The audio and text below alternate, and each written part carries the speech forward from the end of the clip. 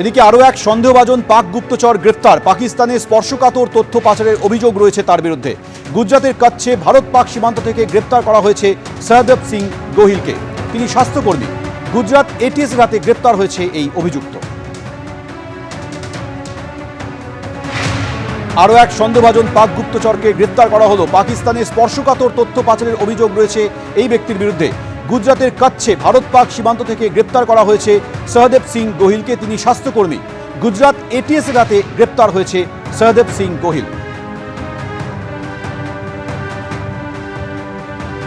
YouTuber জ্যোতি মালহোত্রা গ্রেপ্তার করার পর থেকে একের পর এক পাকিস্তানে গুপ্তচর বৃত্তির অভিযোগে গ্রেপ্তার করা হয়েছে। আর এবার গ্রেপ্তার করা হলো আরও একজনকে। গুজরাতের কাছে ভারত পাক সীমান্ত থেকে গ্রেপ্তার করা হয়েছে সহদেব সিং গোহিলকে।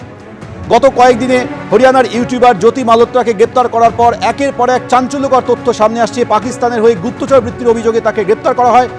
এর পাশাপাশি আরও কয়েকজনকে দেশের বিভিন্ন প্রান্ত থেকে পাকিস্তানের হয়ে গুপ্তচর বৃত্তির অভিযোগে গ্রেপ্তার করা হয়েছিল। তদন্ত করে এবার গুজরাতের কাছ থেকে ভারত পাক সীমান্ত থেকে গ্রেপ্তার করা হলো সহদেব সিং গোহিলকে। তিনি স্বাস্থ্যকর্মী। গুজরাট এটিএস রাতে গ্রেপ্তার করা হয়েছে এই সহদেব সিং গোহিলকে।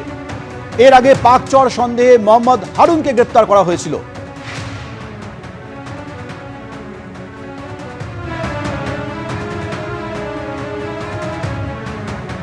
পাক দূতাবাসের বিদায়ী আধিকারিক মোজাম্মেল হোসেনের সঙ্গে যোগাযোগ ছিল এই পাক চর সন্দেহে ধৃত মোহাম্মদ হারুনকে। তাকে গ্রেপ্তার করা হয়।